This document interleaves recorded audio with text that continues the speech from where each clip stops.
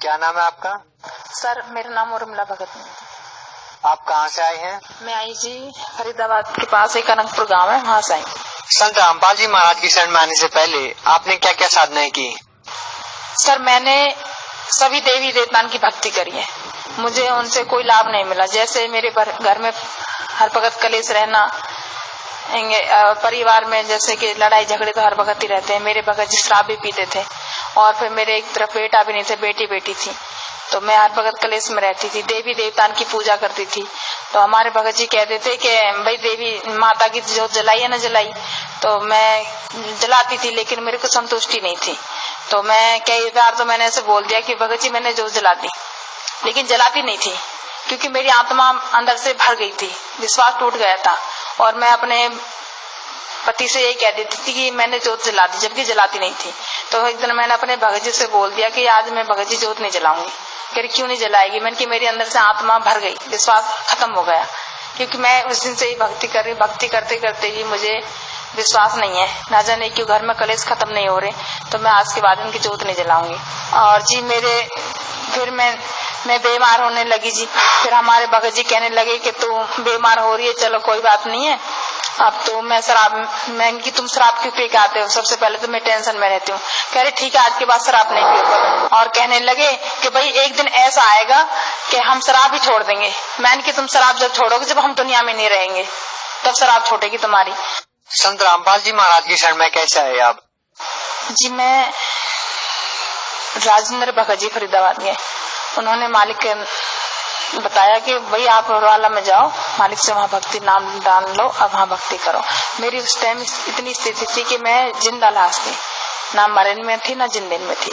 बहन जी, क्या आपने संत रामपाल जी महाराज की शरण में आने से पहले किसी और को गुरु बनाया था? हाँ जी, मैंने गुरु बनाए थे चेतनानंद महाराज जी फरीदाबाद से। तो गुरु जी से नाम लेने के बाद मुझे कोई लाभ नहीं मिले जी।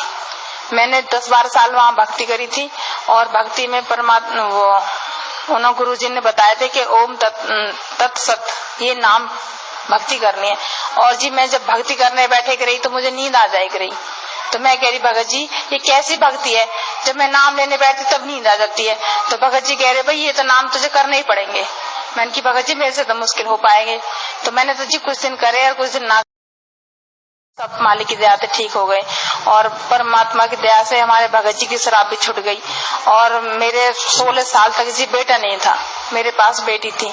तो मालिक से मैं प्रार्थना करके आई, मालिक मुझे सबसे पहले बेटा की बड़ी भूख है, मुझे एक बेटा दे दो। तो परमात्मा ने जी मुझे सबसे पहले एक बेटा दिया। तब से मुझे दृढ़ विश्वास हो गया। मैंने नहीं जाना था कि वो पूर्ण परमात्मा भी है, मैं तो कि गुरु जी ही ऐसी समझ के चली गई थी।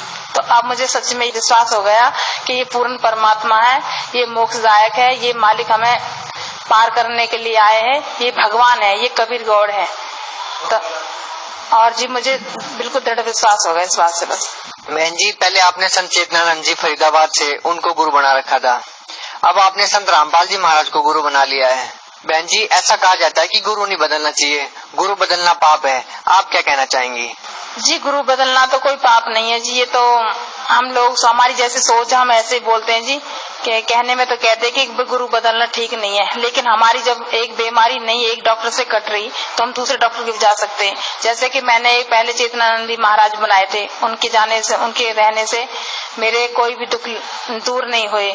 और जब मैं संत रामपाल जी महाराज की शरण में गई, मेरे सबसे पहले जो गुम मेरे हवा थी वो मालिक ने दूर कर दी, और मेरे पास बेटा भी नहीं था, बेटा भी मिल गया।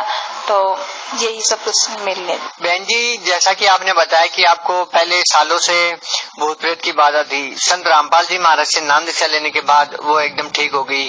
तो बहन जी, आपने इतनी बड़ी बात छोटे से शब्दों में कह दी, क्योंकि हम देखते हैं कि लोग सालों तक मेहंदीपुर बालाजी जाते हैं, फिर भी उनकी भूत प्रेत की बाधाएं ठीक नहीं होती है। आपको संत रामपाल जी महाराज की शरण में जाने के बाद इतने सारे लाभ मिले।